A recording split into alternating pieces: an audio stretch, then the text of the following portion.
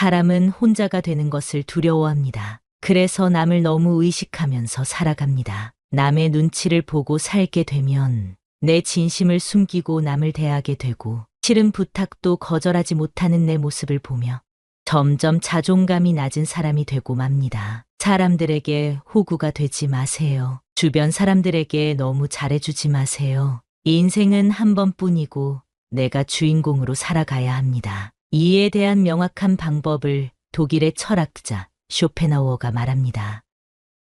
사람을 대할 때 이런 행동을 하고 있다면 주의하라. 상대방에게 지나치게 관대하거나 다정하게 대해서는 안 된다. 당신의 친절함이 과하면 상대는 선을 넘게 되고 결국엔 관계가 멀어지는 경우가 허다하다. 가까운 이가 당신에게 돈을 빌려달라고 한 적이 있는가? 돈을 빌려주고 친구를 잃는 이들이 많다.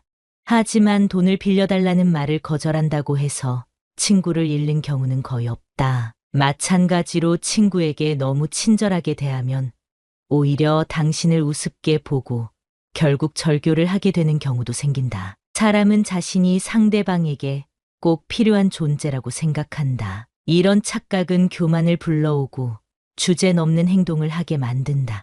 당신의 주위에도 이런 사람이 있을 것이다. 저급한 사람들과는 거리를 두어 자신을 지켜라. 사람은 기본적으로 자신에게 이익이 되는 것이 아니라면 무관심하다. 그렇기에 오랫동안 곁에 있었음에도 언제든 당신을 떠날 수 있는 존재라는 것을 기억해야 한다. 사람의 성격을 파악하고 거기에 맞게 그 사람을 대할 필요가 있다. 이것은 남녀 관계에서도 마찬가지이다. 상대방 없이도 잘 지낼 수 있다는 사실을 가끔씩 느끼게 해주는 용기가 필요하다. 사람은 이해 관계가 달라지면 태도가 달라지기 때문이다. 대다수의 사람들에게는 가끔씩 무시하는 태도를 취하는 것도 나쁘지만은 않다. 사람의 속이 어떨지는 알 수 없고 어떻게 변할지도 우린 알 수 없기 때문이다. 그렇기 때문에 이런 행동으로 오히려 관계가 돈독해진다. 이 이야기가 불편한가? 인간의 본성이 이런 것을 인정해야 한다. 그러니 사람들의 겉모습보다 내면을 의지해야 한다. 유쾌하진 않지만 이것이 진실이다. 그러니 사람에게 기대를 하거나 무엇을 얻고자 하지 마라. 인간은 누구나 혼자이다. 따라서 조심함과 관대함을 지녀라. 손해와 손실을 조심함으로 막아내고 관대함으로 싸움과 다툼에서 멀어질 수 있다. 인간은 누구나 혼자이지만 어쩔 수 없이 다른 사람들과 더불어 살아가야 하기에 다른 사람의 개성을 무작정 비난해서는 안 된다. 천성은 아무리 쫓아내도 바로 되돌아온다는 이탈리아의 격언이 있다. 3살 버릇 80까지 간다라는 말도 들어봤을 것이다. 사람은 변하지 않는다. 그 고유한 본성을 절대 잊지 못한다는 말이다. 본성을 통해 나오는 행동이 본능이므로 같은 상황에서 같은 실수를 반복하게 되는 것이다. 따라서 이미 관계를 끊은 친구가 있다면 어떤 이유가 있든지 화해하지 마. 나중에 같은 일로 상처를 받고 싶지 않다면 말이다. 만약 우리가 어떤 사람을 비난하기 시작한다면 싸우는 일밖에 생기지 않을 것이다. 그렇기 때문에 어떤 상태에 있든지 그 개성을 그대로 인정하고 존중해야 한다. 우리는 그 개성의 선을 넘지 않고 그들이 허락하는 범위 내에서 이용하기만 하면 된다. 그러나 앞서 얘기한 것처럼 상대를 너무 믿어서는 안 된다. 배신은 나와 먼 사람이 하는 것이 아니라 가까운 사람이 하는 것이다. 천천히 하느냐, 늦게 하느냐의 차이만 있을 뿐이다. 하지만 이렇게 행동하는 것이 쉬운 것은 아닐 것이다. 따라서 사람의 특성을 파악하고 걸러낼 수 있는 사람은 행복한 사람이라고 할 수 있을 것이다. 만약 자신이 상대를 너무 잘 믿는 사람이라 지금까지 상처받아 왔다면 앞으로는 이렇게 해보라. 의심이 드는 순간 검증해보는 것이다. 사람은 거짓말을 할 때 상대가 자신을 믿는다는 행동을 보이면 더 대담해진다. 그리고 그 과정에서 실수가 나오게 된다. 따라서 의심이 들 때 먼저 믿는 척하고 넘어가라. 이후 상대가 말도 안 되는 거짓말을 하게 될 때 그의 정체를 알 수 있게 된다. 가면을 쓰고 있는 상대의 진짜 얼굴을 알게 된다는 얘기다. 이런 일이 있을 때 용서를 하는 것은 당신의 선택이다. 그러나 인간은 변하지 않는다는 것을 다시 한번 얘기한다. 용서하고 나서 같은 상황이 오면 같은 거짓말을 하는 상대를 볼 수 있을 것이다. 당신이 그를 경멸할 때 당신에게 더 신경 쓰는 그의 모습이 보일 것이다. 자신을 찬양하는 사람보다 경멸하는 사람의 눈치를 보는 것이 사람이기 때문이다. 그렇기 때문에 타인에게 속하지 나라 스스로 행복하고 만족하는 사람이 지혜 있는 사람이다. 주변을 너무 살피다 보면 스스로를 잃게 된다. 저 사람이 나를 어떻게 생각할까? 내가 입은 옷이 어떻게 보일까? 내가 말 실수를 한 것이 아닐까? 라는 걱정은 고통과 고뇌 그리고 불안을 불러온다. 이런 감정의 노예가 되고 싶은가? 허영심을 버리고 나의 가치를 타인에게만 맡기지 마라. 사람들을 자신에게 끌어당기고 싶다면 잔뜩 힘을 준 모습보다 있는 그대로의 모습을 보여주는 것이 필요하다. 타인을 신경 쓰는 작은 일로 불행함을 느끼지 않길 바란다. 결국 행복과 불행은 어떤 것으로 마음을 채우느냐에 달려있기 때문이다. 비교를 마음에 담지 마. 질투와 비참함을 불러온다. 자신보다 돈이 더 많다 하여 처지가 나아 보인다 하여 그것을 옳은 기준으로 세우는 일은 미련한 일이다. 그렇기에 혼자가 되는 것에 익숙해져야 한다. 질투는 인간의 본능이지만 그 감정은 매우 고통스럽다. 상대를 이해하지 못하거나 오해가 생길 때도 그러하다. 이때 우리는 서로를 증오하고 정신적으로 상처를 주려는 행동을 하게 된다. 이런 감정이 생길 때는 먼저 내가 왜 이런지 간파해야 한다. 상대방은 당신을 떠보기 위해 이런저런 말을 할 것이니 즉시 반박하지 말고 생각을 먼저 하라. 나중에 생각하면 웃고 넘겼어도 될 일을 복잡하게 만들어버리는 실수를 범할 수도 있다. 건전한 논쟁은 긍정적이지만 그게 아니라면 감정 소비만 하고 당신의 바닥을 보이게 될 수도 있기 때문에 그런 자들을 항상 경계하라. 질투 얘기를 이어서 하자면 우리 마음에 질투를 담기 때문이라고 했다.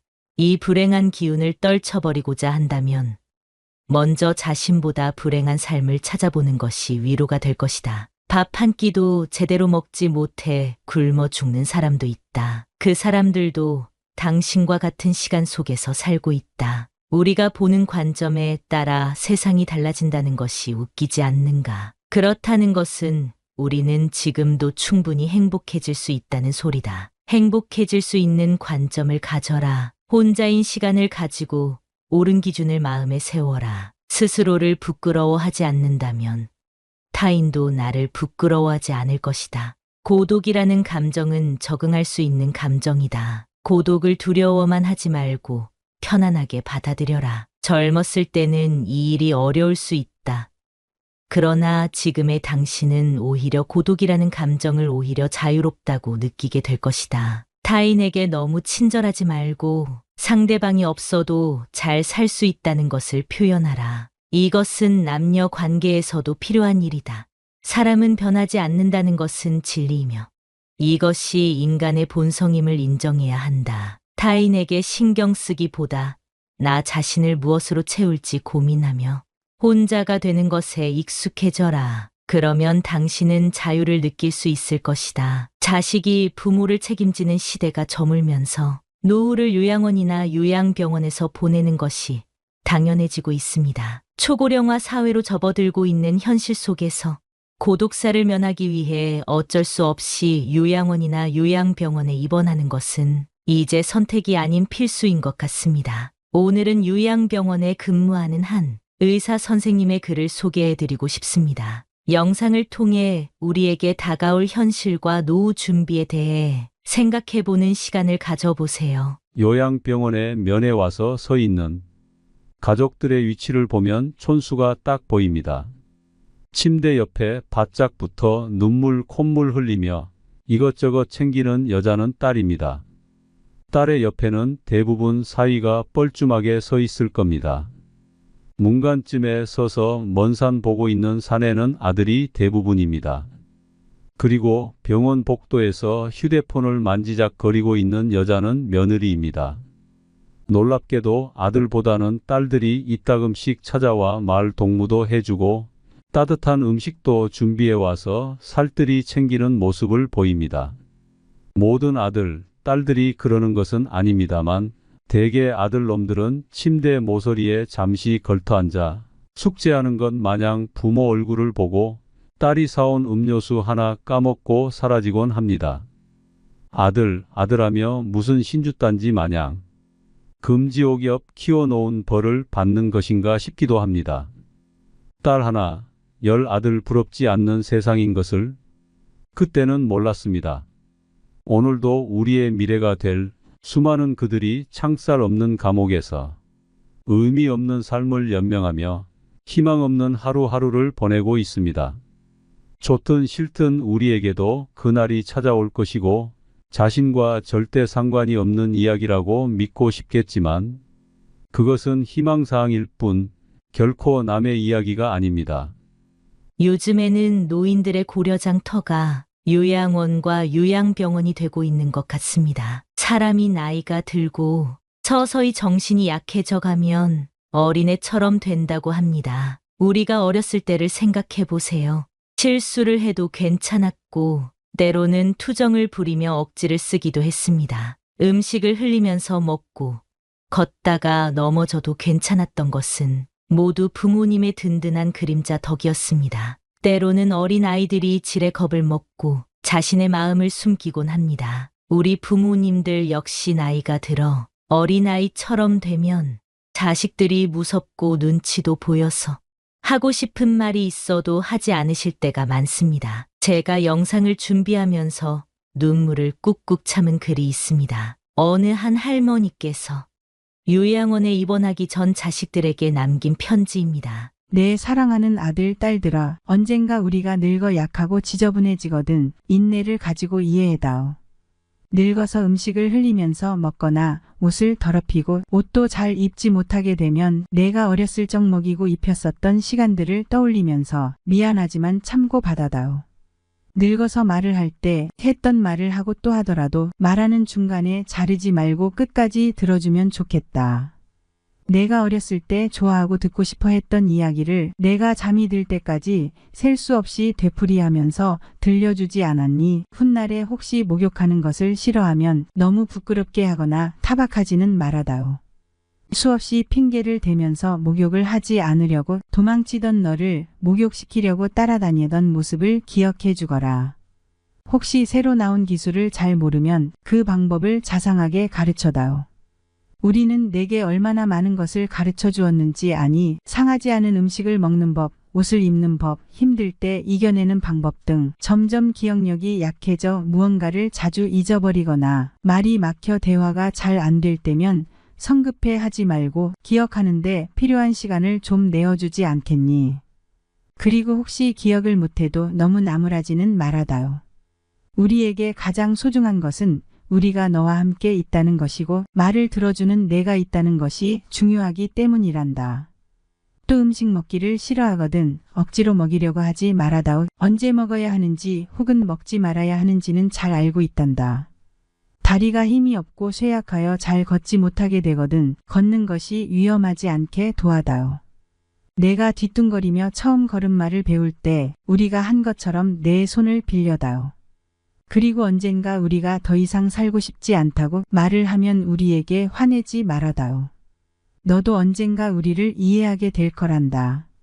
노인이 된 우리는 인생을 그냥 단순히 살아온 것이 아니라 사는 것은 투쟁이었고 사느냐 죽느냐 사선을 많이도 넘어왔단다.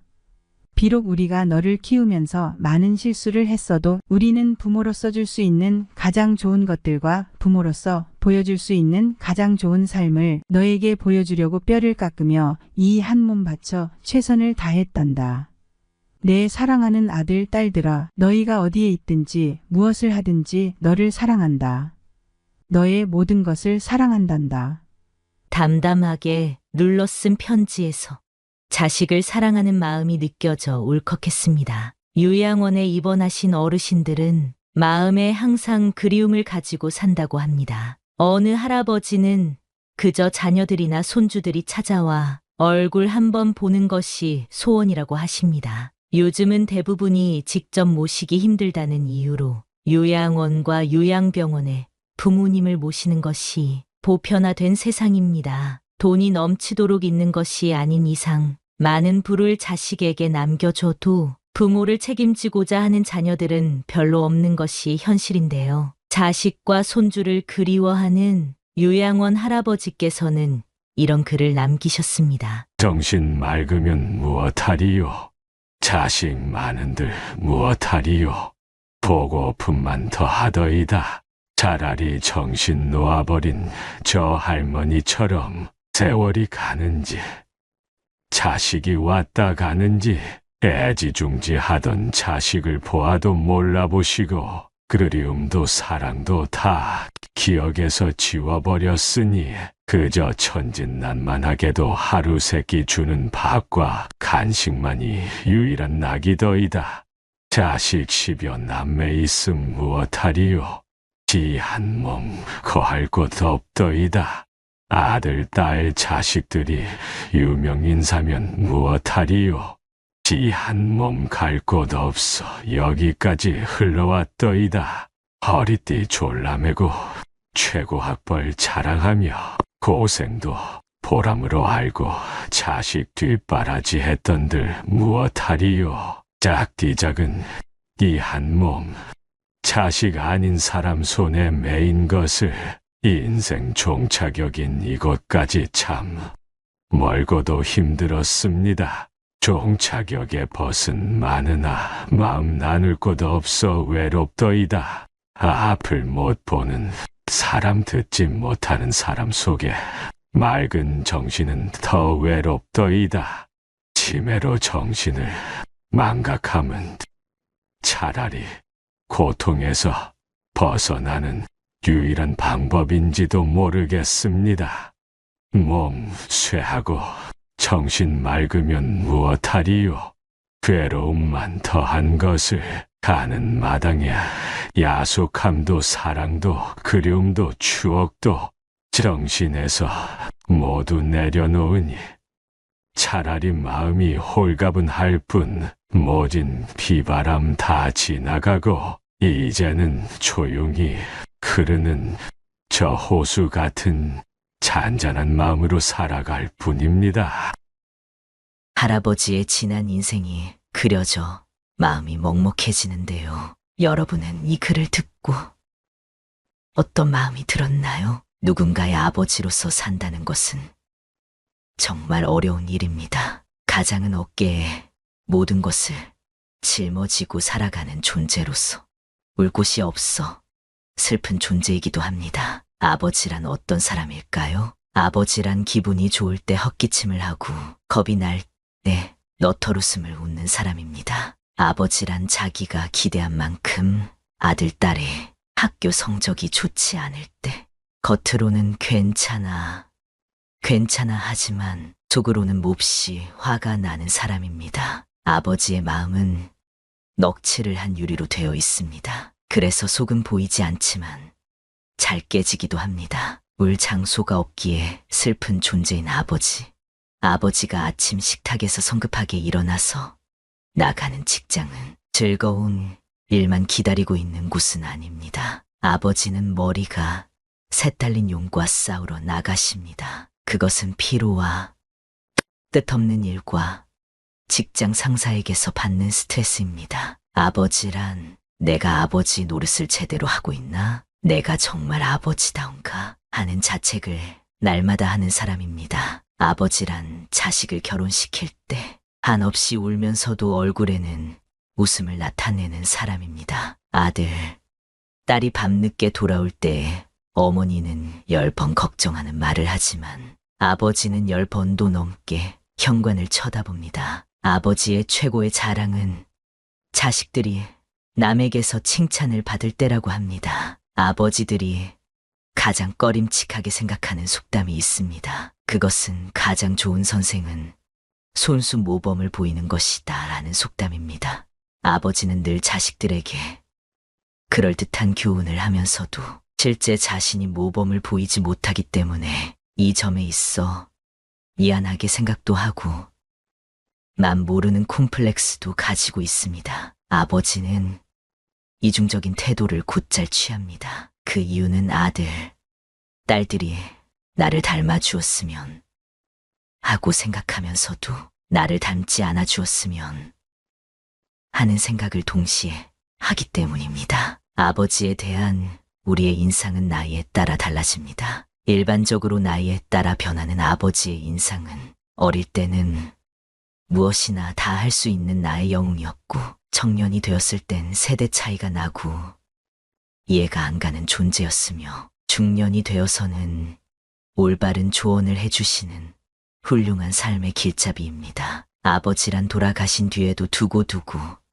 그 말씀이 생각나는 사람입니다. 아버지란 돌아가신 후에야 보고 싶은 사람입니다. 아버지는 결코 무관심한 사람이 아닙니다. 아버지가 무관심한 것처럼 보이는 것은 체면과 자존심과 미안함 같은 것이 어우러져서 그 마음을 쉽게 나타내지 못하기 때문입니다. 아버지의 웃음은 어머니의 웃음보다 농도가 2배쯤은 진하며 울음은 10배쯤 될 것입니다. 아들, 딸들은 아버지의 수입이 적은 것이나 아버지의 지위가 높지 못한 것에 대해 불만이 있지만 아버지는 그런 마음에 속으로만 웁니다. 아버지는 가정에서 어른인 체를 해야 하지만 친한 친구를 만나면 소년으로 돌아갑니다. 아버지는 어머니 앞에선 기도도 안 하지만 혼자 차를 운전하면서는 큰 소리로 기도도 하고 주문을 외기도 하는 사람입니다. 어머니의 가슴은